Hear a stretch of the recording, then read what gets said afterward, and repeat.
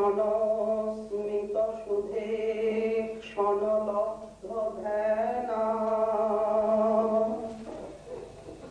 আনন্দমূর্তি মুখগুচ্ছ দৃশাত্মলব্ধম হৃষ্যস্তচ জহুরনন্তমরিন্দমাধিম সর্ববেদান্ত সার মহাপুরাণ শ্রী শ্রীমদ্ ভাগবতে দশম স্কন্ধে 41 অধ্যায়ে শ্রীকৃষ্ণচন্দ্র মাথুরেশ বা মধুবতী মধুব্রহ্ম তিনি যখন মথুরা নগরীতে প্রবেশ করলেন সেই অপরাহ্নকালে সহসা এই সমাচার শ্রবণে সব মথুরা নাগরী মধুবধূ তারা কি এক অভাবনীয় দশা প্রাপ্ত হলেন। তারা যখন শুনতে পেলেন যে বসুদেব নন্দনোদয় অধুনা মধুপুরীতে প্রবেশ করছে, তখন যে যে অবস্থাতে ছিলেন সবাই তাড়াতাড়ি তাদের হরমানি আরোহু রাজপ্রাসাদ শিখরে আরোহা হলেন। সব রমণীকুল তারা ভ্রান্তিবশত কেউ এক কর্ণে কুণ্ডল ধারণ করেছেন, এক হস্তে কঙ্কণ, আভূষণ উল্টো পাল্টা করে পড়েছেন, কেউ বা কানের আভূষণ নাসিকায় ধারণ করেছেন, চরণের আভূষণ কণ্ঠে ধারণ করেছেন। কোন রমণী ভোজন করছিলেন, ভুলে গেলেন, কেউ স্নান করছিলেন, কেউ অঙ্গে উবটন লাগাচ্ছিলেন পরিবর্তন, কেউ বা শিশু নিয়ে দুগ্ধ পান করাচ্ছিলেন, কেউ বা পরিবেশন করছিলেন। তো সব বিস্মৃতি যে যেখানে ছিলেন, মথুরার রাজপথ দিয়ে আজকে যাচ্ছে দেখুন তো, সবার দৃষ্টি সেই দিয়ে সকলের নয়ন কমল দ্বারা ইনি অর্চিত হতে হতে চলেছে। নয়ন সুমনে কেমন ইনি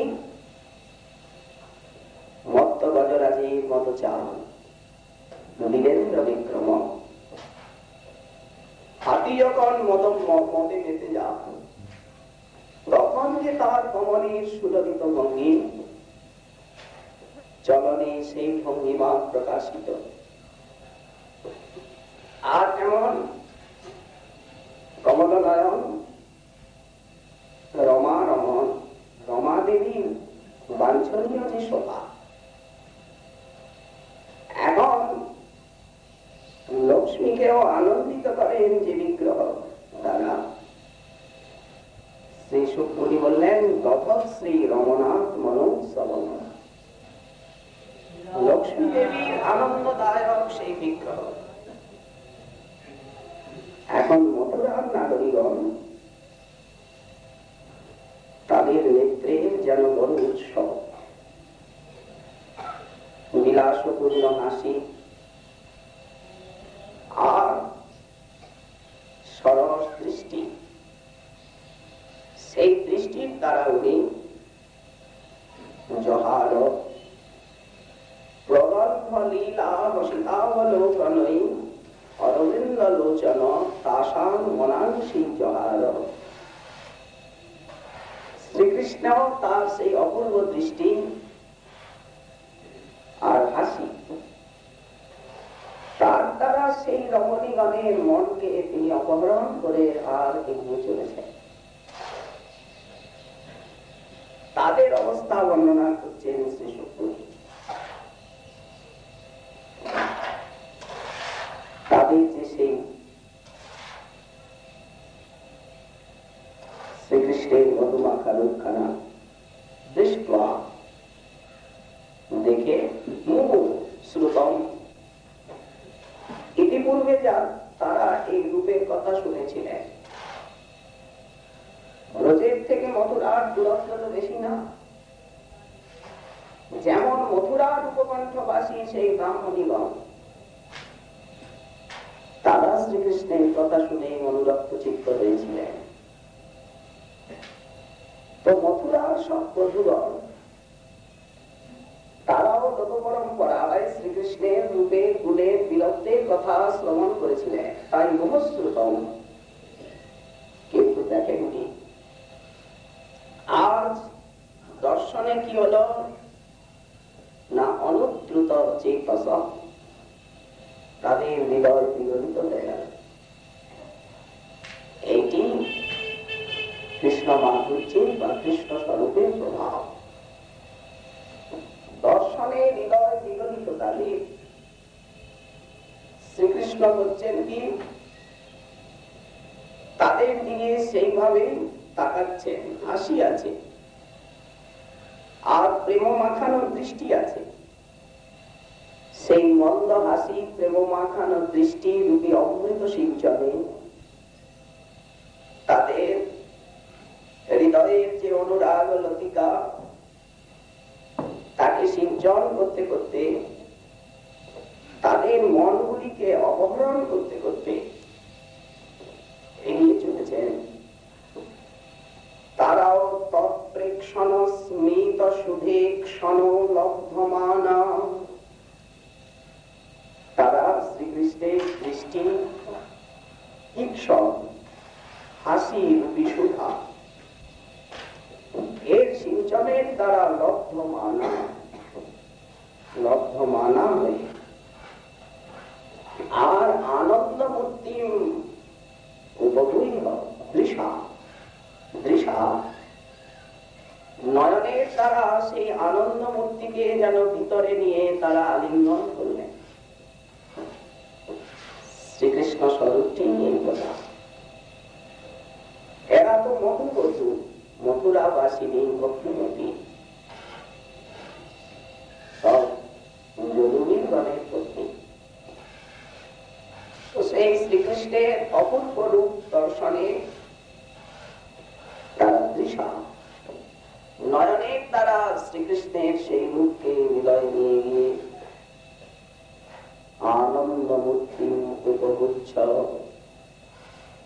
সেই আনন্দ মূর্তিকে লালসা করে হৃদয়ে আলিঙ্গন করে সেই যে তাদের অন্তরস্থিত যে আখি মনোভাব, শরীর তাদের পুলকিত, বহুদিনের থেকে যে তাদের বিরহ ব্যাধি, সেই বিরহ ব্যাধি ঋষ্যস্তচ সত্য অনন্তরম অরিন্দমানি যোগ, অনেক দিনের যে ব্যাধি শ্রীকৃষ্ণ দর্শনাকাঙ্ক্ষা, সেই ব্যাধিকে তারা ত্যাগ করলেন, শান্ত হল ব্যাধি। এখন মথুরার সেই নারী তারা সব নিজ নিজ মহলের উপরে উঠে শ্রীকৃষ্ণ বলরামের উপর অজস্র ফুলের সৃষ্টি করছে। ওই যে নিচে রাজপথ দিয়ে চলেছে কৃষ্ণ বলরাম, সে এবং শ্যামল বিগ্রহ, উপরের থেকে অজস্র ফুলের বর্ষা হচ্ছে। দুপাশে প্রাসাদ শিখরে সব রমণীগণ তারা ফুলের পাপড়ি বর্ষণ করছে। প্রাসাদ শিখরারূঢ়া প্রত্যুৎফুল্ল মুখাম্বুজা, তাদের মুখকমল কেমন প্রেমের আবেগে প্রস্ফুটিত হয়ে গেছে মুখকমল। যেমন প্রাতঃকালে সূর্যোদয়ে কমল প্রস্ফুটিত হয়ে যায়, যেমন সেই পূর্ণিমার নিশিথিনীতে পূর্ণচন্দ্র উদয়ে কুমুদিনী কুল প্রস্ফুটিত হয়, কৌমুদী বিস্তার হয়, ঠিক সেই প্রকার চন্দ্রবংশীয় বিভূষণ যাদব কুলোত্তংশ কংসদ্বেষ, তাকে দেখে প্রেমের আবেগে তাদের মুখকমল প্রস্ফুটিত হয়েছে। মৃত্যুৎপুল্য মুখাম্বুজা, তারা প্রাসাদ শিখরারূঢ়া,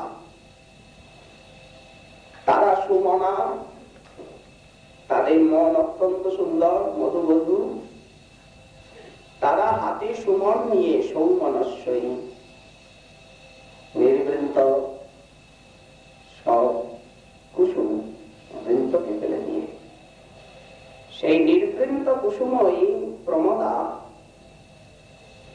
তাদেরকে বলা হয় প্রমদা। স্ত্রী জাতিকে প্রমদা বলা হয়। তারা স্বভাবতই আনন্দ প্রিয়, রূপপ্রিয়া, তাই অভ্যবর্ষণ বলকে সবৌ, বলকে সবৌ অভ্যবর্ষণ সৌমনস্বয়ী কুসুময়ী, বলকেশবের উপর তারা করছেন কুসুমের বর্ষা, তেমনি নয়ন কুসুমে আরাধনা, ভাব সুমনে পূজা, প্রেমের দেবতা। এখন ব্রাহ্মণ ক্ষত্রিয় বৈশ্য তারা সব তাদের গৃহের সামনে দিয়ে কৃষ্ণ বলরাম যাচ্ছে, তো তারা দধি অক্ষর আর জলপূর্ণ পাত্র, ফুলের হার, চন্দন, নানা প্রকার উত্তম ভোগ সামগ্রী, এগুলির দ্বারা আনন্দমগ্ন হয়ে আর শ্রীকৃষ্ণ বলরামের পূজা করছে। ওরা তো পথে আসতে পারছেন না, তারা কুলবধূ মধুবধূ, তাই তারা প্রাসাদ শিখরের থেকে শ্রীকৃষ্ণের করছেন আরাধনা। উনি তো এগিয়ে চলেছেন। এখন যখন বিপ্রগণের মাঝখান নিয়ে যাচ্ছেন, তখন বিপ্রগণ স্বাগত সৎকার আশীর্বাদ জানাচ্ছেন। শ্রী সুকমুনি বললেন, দ্বিজাতয়, যত দ্বিজাতি আছেন ব্রাহ্মণ ক্ষত্রিয় বৈশ্য, তারা তাদের যখন উনি গৃহের সামনে দিয়ে এগোচ্ছেন, তখন তারা দধি অক্ষতই মাঙ্গলিক উপকরণ, দধি এবং অক্ষর, সৌত পাত্র, জলপূর্ণ পাত্র অর্থাৎ ঘট আর চন্দন, ফুলের হার, সৌগন্ধই অভ্যুপায়নই ইত্যাদির দ্বারা প্রমোদিতা সন্ত তত্র তত্র পথিপতি তৌ আনর্যু,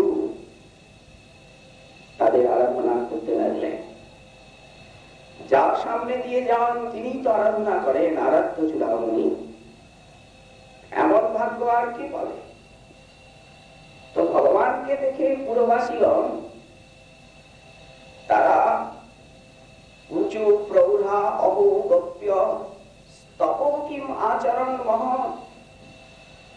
যা চেত অনুপশ্যন্তি নরলোক মহোৎসব। সব পুরবাসী এবং পুরবাসিনী তাদের ভিতরে একটা গুঞ্জন উঠল, এতদিনের অনাথ মধুপুরী আজ যেন সনাথ হয়েছে, যেন সেই উজ্জ্বল শ্যাম আলোকে এবং শ্বেত আলোকে প্রভাসিত আজ মধুপুরী। একটা চারিদিকে গুঞ্জন, সবার মুখে মুখে বলি, তারা বলছেন ধন্য ধন্য ধন্য বলিহারি বলিহারি। নরলোক মহোৎসব, নরলোকে তো এমন সৌন্দর্য দেখা যায় না, জগতের নরনারীর তো এই সুন্দরতা নেই, এই কমনীয়তা, এই লাবণ্য, এই আনন্দ ধাম শ্রীবিগ্রহ। তো বলি, গোপ্যস্তব কিমাচরণ মহ, গোপিকাগণ কি এমন মহৎ তপস্যা করেছিল, গোপ্য কি মহৎ তপ আচরণ। স্মৃতিতে এলো গোপিকাগণের কথা, তারা এমন কি মহৎ তপস্যা করেছিল যে যা গপ্য হি এত অনুপশ্যন্তি নিরন্তরম, এই অপূর্ব নরলোক মহোৎসব দুইটি মূর্তিকে তারা নিরন্তর দেখত, অনুদিন দেখত।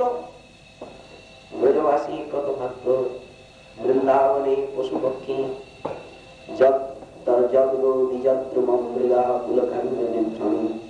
কাস্ত্রঙ্গতে কলপদায়ত বেণুগীত সম্মোহিতার্য চরিতান্ন চলে ত্রিলোক্যাম ত্রৈলোক্য সৌভগবিদং চ নিরীক্ষ রূপম যদ্গো দ্বিজদ্রুমম মৃগাঃ পুলকর্ণ্য বিভ্রম। এই তো রূপ।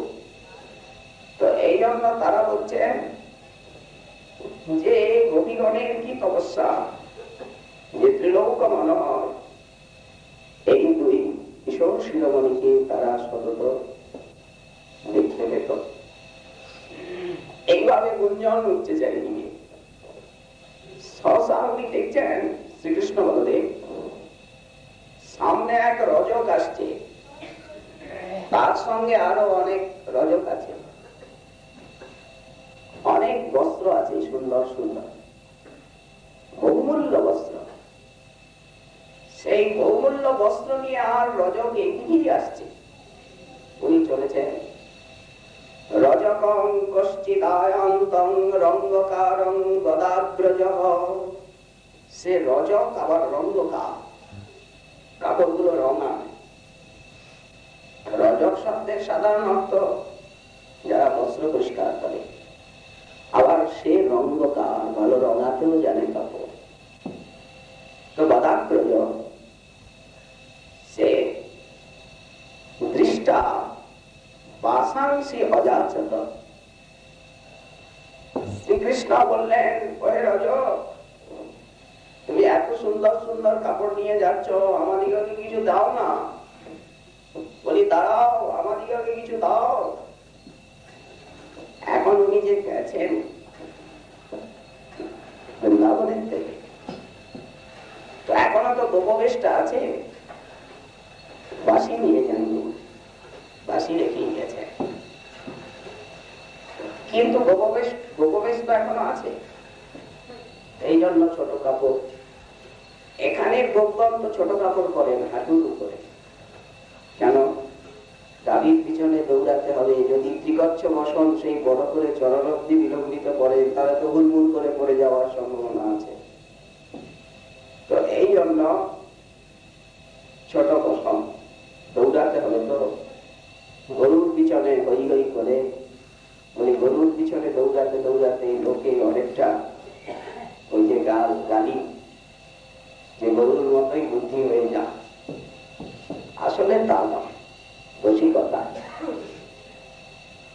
তো কি বাসাংসি ধৌতানি উত্তমানি চ দৃষ্টা অযাচত। সেই কাপড়গুলো কেমন? ধৌত, উত্তম আর অতি সুন্দর, রাজকীয় বসন। শ্রীকৃষ্ণ বলছে, দাও। দেখো, দেহি আবয় সমুচিতানি অঙ্গ বাসাংসি চারবত ভবিষ্যতি পরম স্নেহ শ্রেয় ধাতু স্তে মাত্র সংশয়। ভাই, তুমি যদি আমাদেরকে বস্ত্র দাও, তাহলে আমাদের শরীরে এগুলো সুন্দর মানাবে আর পুরো হয়ে যাবে। তার মানে কি? এত সুন্দর বসন লোভ হলো নাকি? লোভ নয়, লোভ করার দৃষ্টি। আমাদের মনে হচ্ছে বড্ড সুন্দর মানাবে। একদম শহরে চলতে গেলে গ্রামের মানুষ এতটুকু কাপড় পরে এলে কেমন লাগে? শহরে চলতে গেলে সেই রকম ঠাটবাট নিয়ে তো চলতে হয়। তো বলি আমাদের পুরো সুন্দর হয়ে যাবে, মানাবে ভালো। বলি দাও। বাস্তবে কিন্তু এই বস্ত্রের অধিকারী আমরাই। এই কথাটাই লাগলো রজকের বা রঙ্গকারের হৃদয়ে, অভিমানে লাগলো। বলছেন, এই যে সমুচিতানি হে অঙ্গ বাসাংসি আবয়ব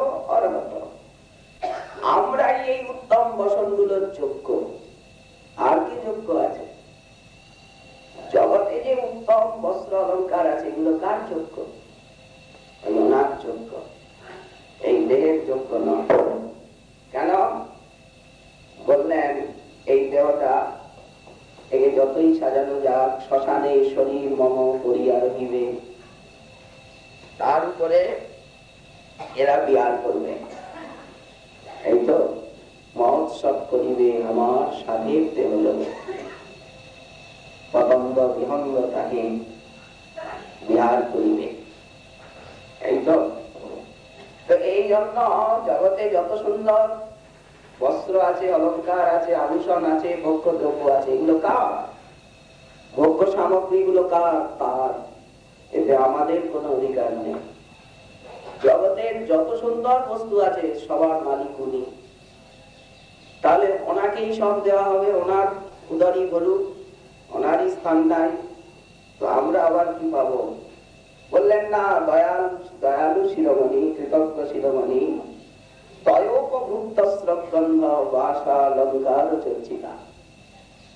তার উচ্ছিষ্ট আমরা সাধন করব। সে বসন ভূষণ মালা হোক, চন্দন হোক, আতর হোক, উচ্ছিষ্ট বলিন দাসাস পবনায়াম করে। তো এখন বলছেন দেখো আমরাই এই বসনের যোগ্য, এতে কোনো সন্দেহ নেই। যদি তুমি আমাদিগকে বস্ত্র দাও না, তোমার পরম মঙ্গল হবে। ভবিষ্যতে দাতু পরম স্নেহ, শ্রেয় ভবিষ্যৎ। শ্রেয় বলতে কল্যাণ, তোমার পরম কল্যাণ হবে। কিন্তু বলছি, কিন্তু স্বযাচিত ভগবতা পরিপূর্ণেন সর্বত সাক্ষী পৌরুষিতং প্রাহ ভৃত্য রাজ্য সুদূর মদ। এরপরে কে যাচনা করছেন? কে চাইছেন? কতগুলি বিশেষণ দিচ্ছেন যে ভগবান সর্বত্র পরিপূর্ণ আছে।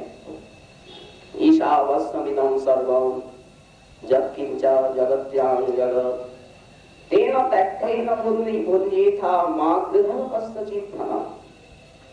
তো যিনি সর্বত্র পরিপূর্ণ আছেন, সবকিছুর একমাত্র অধিকারী, সর্বত পরিপূর্ণেন ভগবতা। জগতে যা কিছু আছে সবকিছুর মালিককে আমরা মালিক সাজি, কিন্তু আমাদের বলে কি আছে? সব না, উনি আমাদেরকে প্রহরী হিসাবে রেখেছেন। এই তো ভালো মন্দ নাহি জানি, সেবা মাত্র করি, তোমার সংসারে আমি বিষয় প্রহরী। সংসারটা তোমার, তোমার চরণারবিন্দে যেদিন আত্মনিবেদন হয়ে গেছে সেদিন খালাস। আত্মনিবেদন তুয়া পদে করি হইনু পরম সুখী। দুঃখ দূরে গেল, চিন্তা না রহিল, এখন চৌদিকে আনন্দ দেখি। অশোক অভয় অমৃত আধার তোমার চরণোদ্বয়, সে চরণে আজ লভিয়া বিশ্রাম, আমি ছাড়িনু ভবের ভয়। আর চিন্তা নেই। এমন তোমার সংসারে ভালো মন্দ নাহি জানি, সেবা মাত্র করি, তোমার সংসারে আমি বিষয় প্রহরী।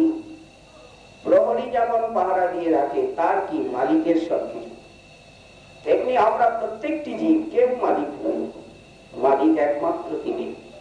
আমরা খালি পাহারাদার, ঝাড়ুদার, এই এতটুকু। এর থেকে এক চুল বেশি হলেই পতন পরমার্থ পদের থেকে। তোমার সেবায় দুঃখ হয় যত, তোমার সেবা করতে গিয়ে যদি দুঃখ হয়, তোমার সেবায় প্রভু দুঃখ হয় যত, সেও তো পরম সুখ। সেবা সুখ দুঃখ পরম বৈভব, নাশয়ে অবিদ্যা দূর। তোমার সেবা করতে গিয়ে যত দুঃখ হোক প্রভু, সেই দুঃখ গুলো আমার কাছে পরম সুখ বলে যাতে মনে হয়। কারণ সেবায় যে সুখ বা দুঃখ, সেটি অবিদ্যা দুঃখকে নাশ করে।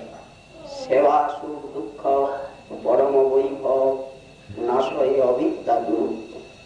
পূর্ব ইতিহাস ভুলিনু সফল, জন্মের থেকে যে সমস্ত কথা সব ভুলে গেছি, সে তো মরে গেছে। যখন কোন ব্যক্তি আত্মসমর্পণ করছে কৃষ্ণচরণে, তাহলে সেই আগের ব্যক্তি তো মরে গেছিল, সে কি বেঁচে আছে? সে তো বেঁচে নেই। পূর্ব ইতিহাস বলিন সকল, সেবা সূত্রে মনে, আমি তো তোমার, তুমি তো আমার, বলো কি কাজ অপর ধনে, আর কথাবার্তার কি প্রয়োজন? কিন্তু এই জাতীয় সেবা ভাগ্য,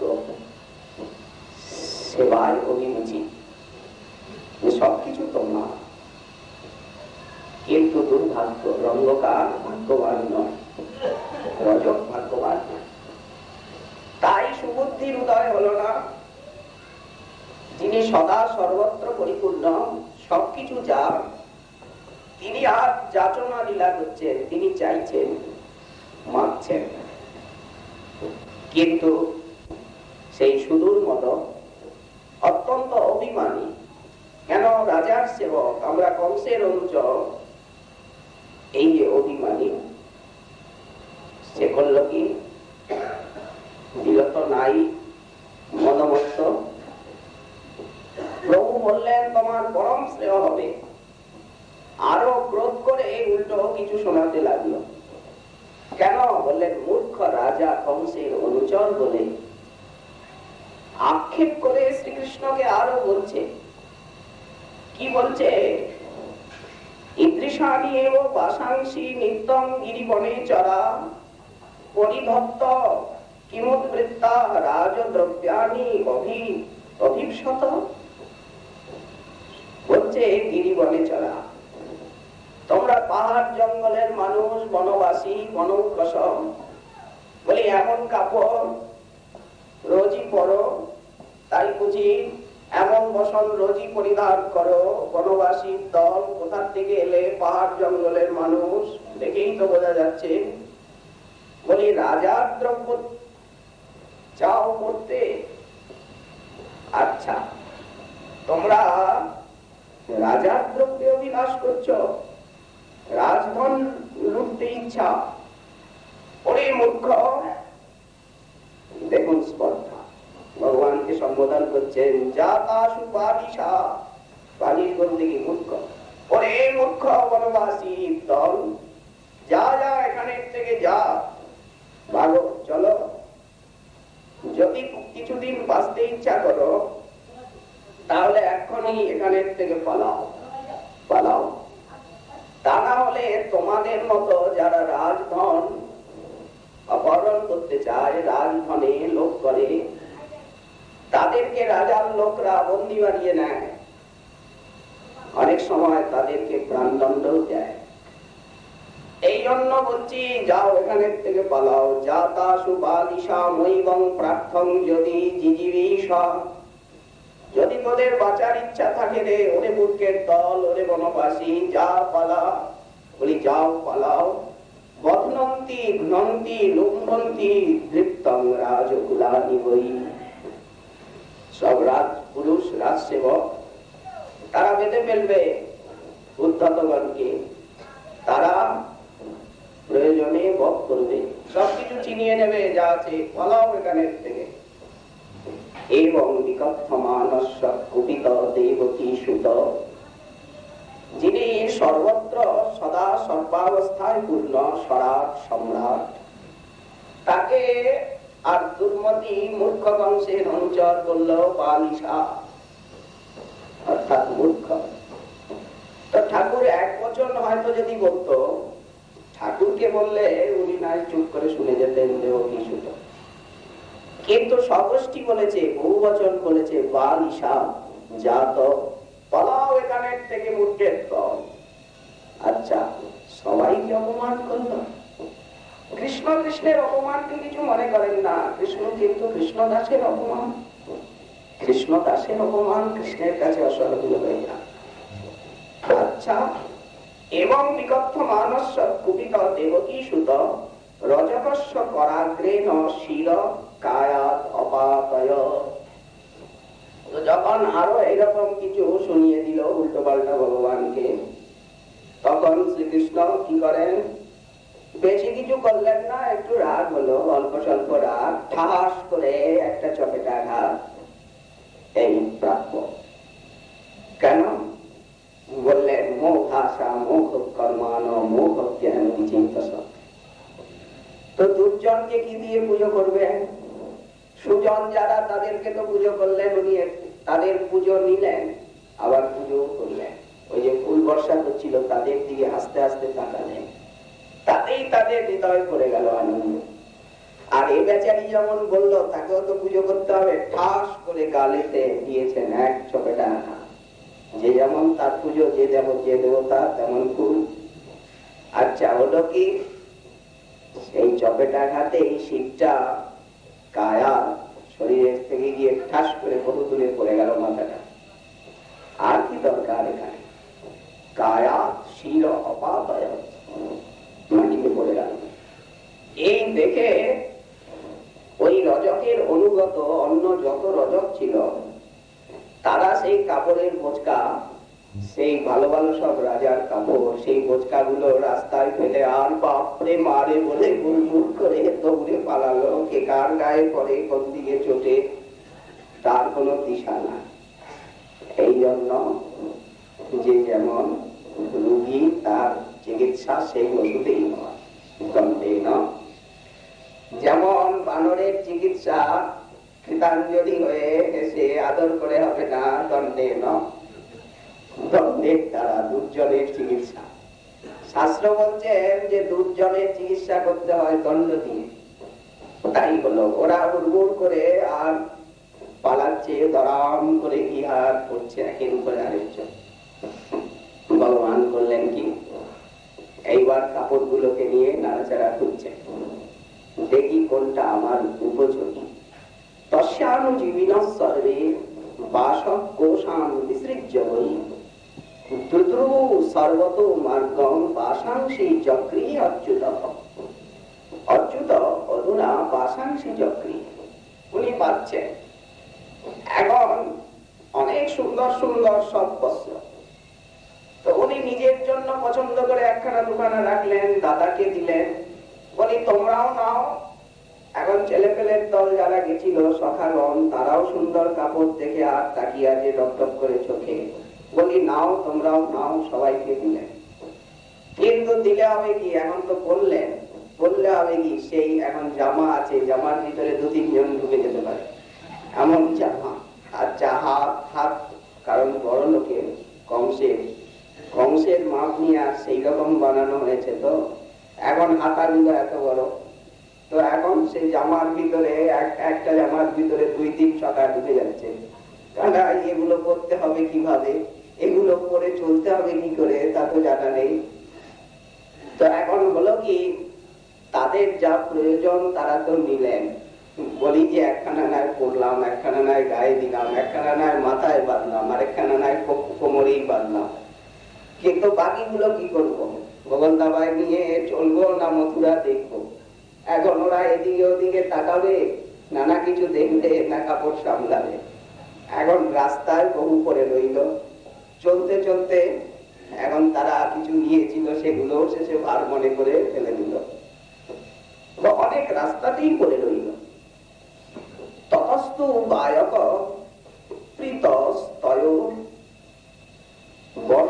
তয়র বিষমকল্পয় বিচিত্র বর্ণৈশ্চেলৈ আকল্পৈ অনুরূপত। এখন শ্রীকৃষ্ণ দেখলেন যে বিভ্রাট হলো, এই যে জামা কাপড় যত বড় বড় ধুতি, শত হলো শ্রীকৃষ্ণের বয়স 11। আচ্ছা বলরামের একটু বেশি, সখাগণ সমান আছে, একটু বেশি আছে, ছোট আছে, 3 রকমেরই তো সখা আছে। তো বলি অত বড় বড় ধুতি আর অত বড় বড় জামা খুঁচুক, ওগুলি কি সাজবে, মানাবে? তখন শ্রীকৃষ্ণ বললেন কি, আগে কি একজন দর্জিকে পেলেন, বয়ক বায়ক। তো সেই দর্জি শ্রীকৃষ্ণের অনুপম সৌন্দর্য দেখে এত বিমোহিত হলেন, তো তখন উনি মাপ নিয়ে সেই রং বেরঙের কাপড়গুলো মুহূর্তের মধ্যে সুন্দর করে, যেগুলো বড় ছিল ছেটে সেলাই করে সুন্দর করে একদম গায়ে টাইট ফিট হয়ে যায়, বলি মানানসই হয়ে যায়, তবে তো ভালো লাগবে। অত বড় বড় ধুতি এখন পরলে তো অর্ধেক কাপড় সেই পথেই লোটাতে লোটাতে যাবে, কাছাটা দেবে কি করে? তো এখন দর্জি যা বড় ছিল সব ছেটে আর তাড়াতাড়ি করে সেলাই করে দিয়ে একদম এইবার মানানসই হয়েছে, নানা বর্ণের সুন্দর মানিয়েছে দেখে ভগবানেরও শ্রীমুখারবিন্দে হাসি ফুটলো, সখাগণেরও। ভাই কানাই এইবার মানিয়েছে রে, এত বড় ছিল যে 2-3 জন ঢুকে যাচ্ছিল এক জামার ভিতরে, এখন মানিয়েছে, এখন ঠিক রাজপুরুষের মতো দেখাচ্ছে। এতক্ষণ আমরা যেমন ছিলাম সব মথুরা সবাই আমাদের দিকে তাকাচ্ছিল, খুব লজ্জা লাগছিল রে, কারণ ছোট ছোট কাপড় ওরা যেভাবে পরে এসছে বেশ, সবাই আমাদের দিকে তাকাচ্ছিল। এখন আর কেউ ধরতে পারবে না, এখন ভাববে আমরা শহরেরই লোক। এখন যেমন ছেড়েছি না, এখন আর কেউ বলবে না গিরি বনে চড়া, বনবাসী পাহাড়বাসী এগুলো কোথা থেকে এসেছে। তো এই প্রকারে বস্ত্রেতে বিভূষিত হয়ে দুই ভাই অধিক অত্যন্ত শোভমান হলেন। যেমন নানা লক্ষণ বেশাভ্যাং কৃষ্ণ রাম তীরে যত সলঙ্কৃত বাল গজ পর্বণী শীতে পর। ঠিক বাল গজ, ঠিক শ্বেত সাদা হস্তিসাব আর সাম্বর্ণের হস্তিসাব, পর্বণী ও শীতে তরু বাল গজ সলঙ্কৃত। অলঙ্কার তো আছেই, ছিল। এখন মনে হচ্ছে যে মালার প্রয়োজন, সুন্দর মালা চাই, চন্দন, আতর চন্দন ভালো করে মাখবো, আরো কিছু সাজগোজে কম রয়ে গেছে, উত্তম আরো সুন্দর সাজসজ্জা চাই। স্থানের মতো তো মানাতে হবে না, যেমন মথুরা নগরী বেলকুচাটা তো তেমন হবে। শ্রী ভগবান এ বলছেন যে যা কিছু দিল তাকে পরম কৃপা করলেন। এই লীলা মনে হলেই মনে হয় শ্রীমন মহাপ্রভুর নদিয়া ভ্রমণ লীলা। মহাপ্রভু কিছুদিন অপরাহ্নকালে নিত্য নদিয়ায় ভ্রমণ করতেন, গিয়ে উঠেছেন গোপগণের ঘরে, মামা মামা মামা। উনি গোপগণের কাঁধে কি আছে তাও নদীর মতো। দেখুন সেই তাম্বুরিয়া পল্লীতে, সেই মন্দবনীকে ভবনে, এই তো মালাকারের ভবনে, শঙ্খবনীকে ভবনে, কোন পয়সা করি নাই, কিছু নাই, পরিবার সঙ্গে। যখন সন্ধ্যাবেলা দিয়ে এলেন না, এত বড় কয়েকটা বোঝা, 1 পয়সা না, সব নিয়ে নিই। তো অপূর্ব নগর ভ্রমণ লীলা শ্রী সুখমণি বর্ণনা করে চলেছেন। শিশুমন মহাপ্রভু